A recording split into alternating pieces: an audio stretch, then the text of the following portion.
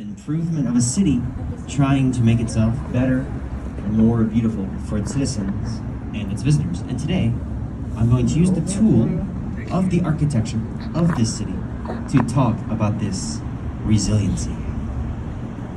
But we're also going to have exactly one boatload of fun here today. So whether you are from Chicago, from across the country, or across the world, you are now all on vacation, so sit back. Relax. Grab a drink from our amazing bartender Sylvia in the back of the boat and enjoy your time here with us at Shoreline Sightseeing. So first up, I want to draw your attention to this area over here to your left where that lovely Ferris wheel is. This is, of course, Navy Pier. Navy Pier was built in the early 1900s. It was originally barracks for World War I recruits. That's what led to being called Navy Pier. Then it was a pilot training orientation for about 15,000 World War II pilots. Then it was a campus for the University of Illinois for a long time, and then it reopened in the 90s as what it is now, which is this sort of entertainment culture hub. There's a Tony Award-winning Shakespeare theater on that pier. There are restaurants, shops, exhibitions, a children's museum, and of course that lovely, lovely Ferris wheel. If you're looking for an amazing view of Chicago, that Ferris wheel, definitely a great, great spot. And I believe it does run, it probably is run, it looks like it's not running at this current moment, but I think it opens at about 11 a.m. and then runs through to the evening. So check that out. Now next up on your left, behind that fireboat, behind that house, behind all those sailboats, behind the entire harbor is, of course, Lake Michigan. Big old Lake Michigan out there, our backyard pond here in Chicago. Lake Michigan is one of 5 Great Lakes, the others being Huron, Ontario, Erie, and Superior. It is the only Great Lake that's entirely within the United States. It stands roughly 580 feet above sea level, and I learned on a rerun of Jeopardy the other day that it is the largest lake entirely within one country. So how about that for a fun fact about Lake Michigan? Thank you, Alex Trebek, for that one. Now, one of my favorite things to do on a hot, hot summer day, so not quite today, is go down to one of our, but maybe in just a couple days. Chicago weather, very, very strange. It'll be 50 degrees, windy, freezing, and then tomorrow it'll be 75 and sunny. So you never know what you're gonna get. One of my favorite things to do when it is hot out is to go down to one of our beautiful beaches and just run and jump into that lake, because that water is crisp, pure, and refreshing in the summertime. And the best part about it for me is that there are no sharks in that lake. It's huge. It's a monster-free body of water. Now, as I mentioned, the city's just going to kind of open up before your very eyes in about 5, 4, 3, 2, 1, and boom! There she is. That is Chicago. I go underneath this bridge every day, many times a day. This view never gets old. Now the first tower I'm going to talk about is over here on your left. It's one of our tallest, one of our newest, and one of my favorites. And that's the very tall, very wavy, and shrouded in fog because it is so tall, St. Regis over here on your left. Now if you can imagine, you're going to have to do some imagining with me in your mind's eye today because of this fog. Hopefully the fog will roll away. But in the meantime, just do some imagining with me. This building, it waves its way up in this very wavy fashion, this sort of serpentine fashion, all the way up to nearly 1,200 feet up there. It's the third tallest tower in Chicago at nearly 1,200 feet. But it is the tallest tower in the entire world, designed by a woman-led architecture firm, Studio Gang. This is a design by a local Chicago architect whose name is Jeannie Gang. Jeannie Gang. I love Jeannie Gang. I think she's designed just some of the most visually stunning buildings in the entire city. Buildings which really have to be appreciated from up close like we are right now. And we'll see some more of Jeannie's work as we go through this river. Now, if you look at the top of the tower, try to look at the top of the tower through the fog, right? You're gonna see it if you're walking around later, so I do want to talk about it. There is an empty row at the top of this tower. Basically imagine that at the top of the tower, there's this big empty row right near the top. It's called a blow-through floor, I'm sure once the fog has rolled away and you see this building again, you're gonna be wondering what it is, so I do want to tell you about it. It's called a blow-through floor. Basically how it works is that instead of windows or apartments, you leave a big empty row at the top of your tower so that the wind can blow right through the building, stabilizing pressure on the windward side of the building, and thus reducing building sway. This is one of 3 ways that we will learn here today of how you can reduce building sway here in the Windy City. Now that tower has 210 hotel rooms, 406 condos. It cost over $1 billion to construct. The condos range in price from $1 million for a one-bedroom, nice, to $18.5 million for a four-bedroom, four-bath, two-floor penthouse apartment, which you can't even see. It's at the top of the tower.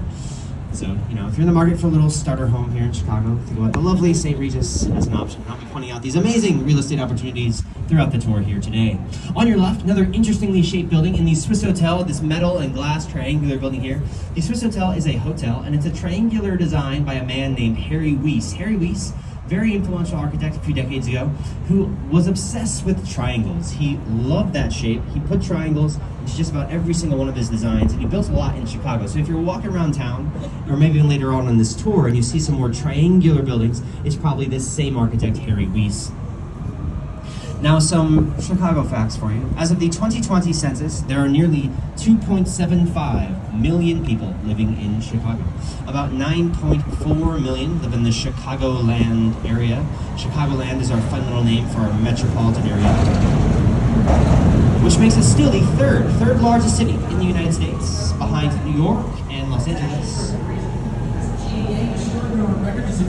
And Chicago is the city on the lake. We have over 20 miles of lakefront, over 20 swimming beaches, 5,300 boat slips, and 10 harbors. And that Lake Michigan, which we'll get another chance to see when we go back to the harbor, is such a big part of the culture in Chicago. So much of what we do when the weather is nice is centered on going to the lake, being by the lake.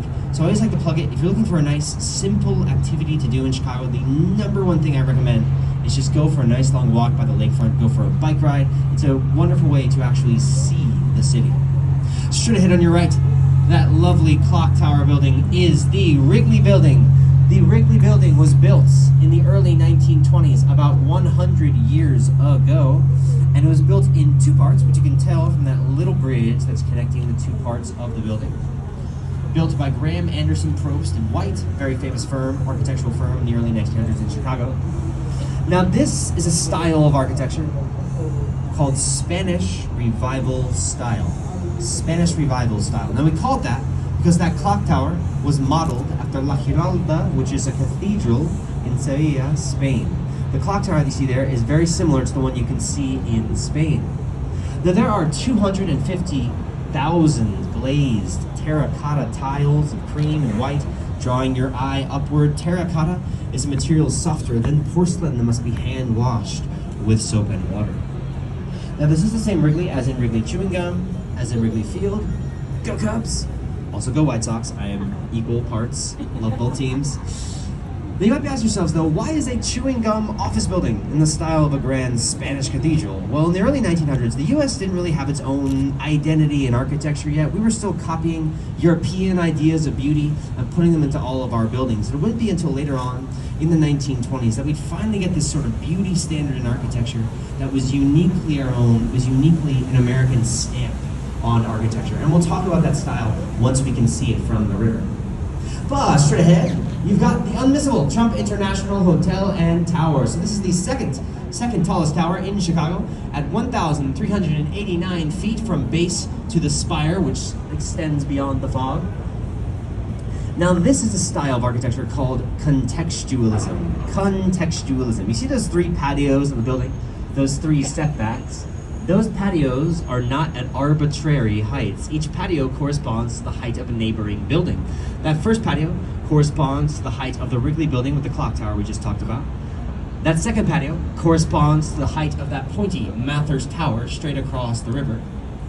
And then that third patio way up there corresponds to the height of this black box building behind it called the AMA Plaza. So that is contextualism. It is a site-specific design, custom-made for its environment, all about blending in with your surroundings, harmonizing with other buildings in your neighborhood. Now the penthouse at Trump Tower, some real estate news. The penthouse just recently resold for $20 million, which was actually $10 million below its asking price, believe it or not. And this building, it was designed in 2009 by Adrian Smith. Now Adrian Smith, he is another local Chicago architect who has built the tallest towers in the entire world. And I'll tell you more about Adrian Smith later on. But next up on your right, going to be one of the most photographed buildings in all of Chicago because they're so unique looking. Those are the iconic corn cob towers of Marina City. Corncob Towers. That's sort of their unofficial nickname. What a weird nickname. I wonder how they got that. Because they look like corn cobs. They really, really do. So way back in the 1960s, nobody was really living in downtown Chicago. In fact, no one was really living in city centers across the US. That was more of a European thing. And there was this man, Bertrand Goldberg, an architect who wanted to change that. He wanted to bring people to live in downtown Chicago in an affordable way. So he built this utopian, vertically stacked world. He built a city within a city. Because in Marina City, you can have nearly everything you could possibly need, and you can live right above the Chicago River. In these buildings, you are going to find restaurants, shops, a swimming pool, a skating rink, a bowling alley, a theater, and of course, parking.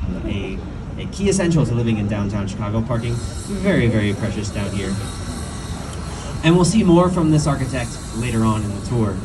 On your left, this Riverwalk area. This is a $112 million public amenity that zippers together 1.3 miles of Chicago River shoreline.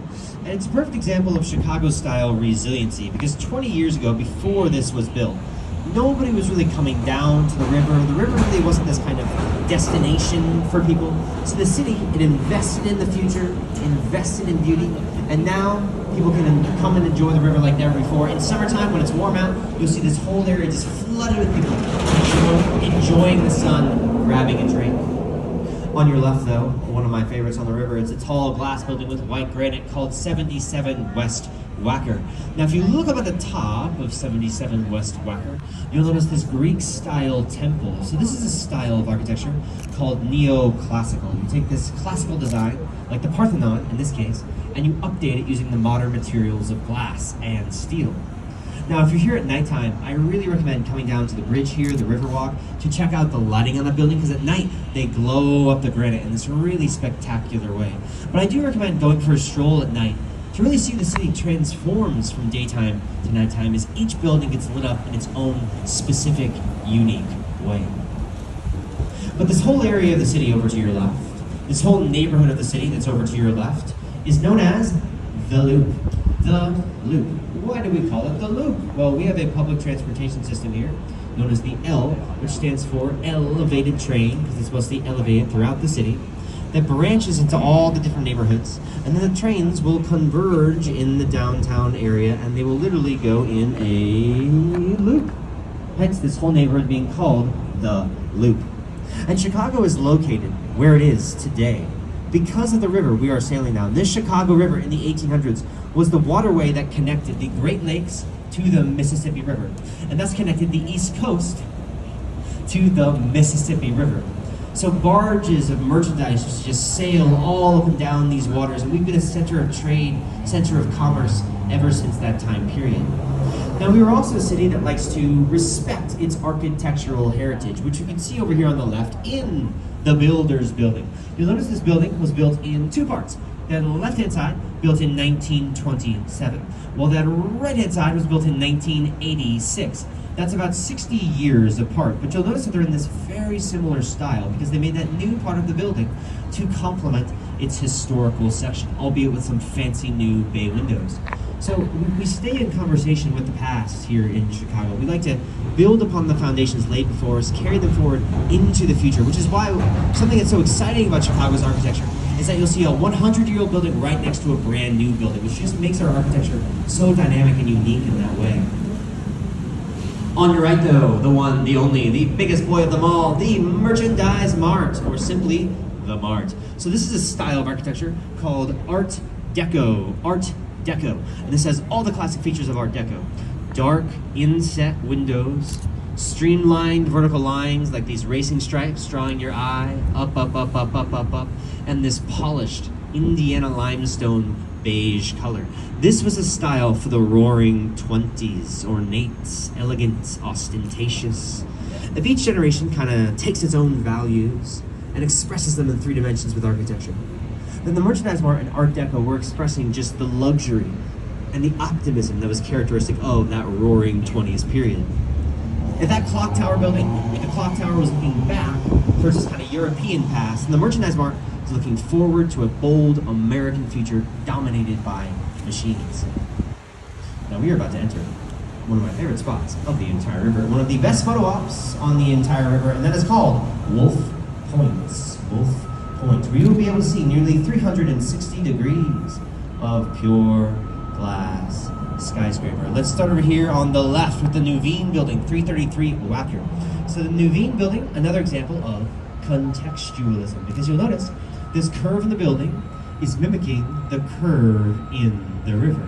And the blue glass matches the blue of the sky on a less overcast day, and the turquoise matches the green of the river. So that is contextualism as well. You're trying to blend in with the natural context, fit in with the natural features of the area, in this case being the river. Now that is where Ferris Bueller's dad famously looked down on a parade in the 1980s Chicago documentary, Ferris Bueller's Day Off. But straight ahead, you've got River Point, where that spirally red sculpture is. River Point is from 2017. Many of the buildings currently surrounding you were built within the last 10 years or so. So this whole area is really transformed in a super dramatic fashion. But River Point over here, with those arches at the top and bottom, I've had many people tell me they think it looks a little bit like one of those McDonald's pie boxes. Personally, I think it's even more like a Hot Pocket, but you know, take your pick. Now that archway at the bottom there has two functions. Number one, works as a really amazing rain gutter for the entire building. But number two, more importantly, it's so that the building's caissons, those are the foundations of the building, that they don't interfere with the Metro and Amtrak train lines that run directly underneath, that you just heard actually, that run directly underneath these buildings on this side of the river. Straight ahead, that reddish building there is Fulton House. Fulton House is the oldest building still standing on the Chicago River, built in 1898. 1898, so even our oldest building, right? Relatively not super old comparatively to other cities across the country, across the world, just 1898. Now, it was originally a cold storage freezing building for the meatpacking industry. So meatpacking, one of our huge exports in the early 1900s. We were famously called the hog butcher of the world, the city of broad shoulders, after our strapping meatpackers. They would bring barges of beef from the south side of Chicago, freeze them in this building, and then ship them across the country on trains like the one that used to run on that upraised bridge right here.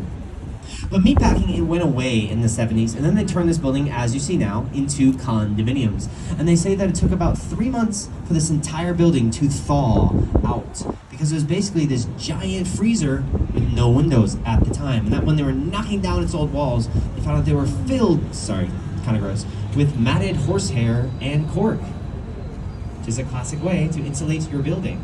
But on your left, the river cottages, you'll notice they have a triangular design, and these almost porthole looking windows, almost like it's reminding you a bit like a sailboat. That's because the architect, Harry Weiss, triangle guy, he loved to sail. He put these nautical themes into many of his buildings. Now, when Weiss built these river cottages in 1988, people thought he was nuts. And not just for the design. See, back in the 80s, nobody wanted to live on this north branch of the river here. This north branch used to be this kind of smelly, gross, industrial branch of the river.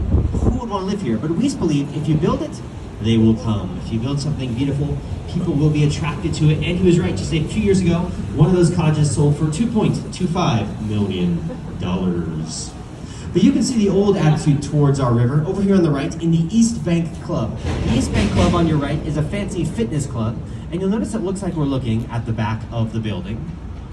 That's because we are. It's almost like it's treating the river as its alleyway. It's turning its back on the Chicago River. But this was the old attitude. Nobody wanted to look at the river, let alone live on it. But as you can see, over on the left, there are beautiful condos, townhouses down here now. Everyone wants to come live down on this north branch of the river. This is transformed into one of the more desirable areas of the whole city. And so this river has really bounced back in this major, beautiful, and beautifying way. All right, so we're gonna make a little U-turn here. We're gonna head down to the south branch where there are more amazing things to see, such as the tallest tower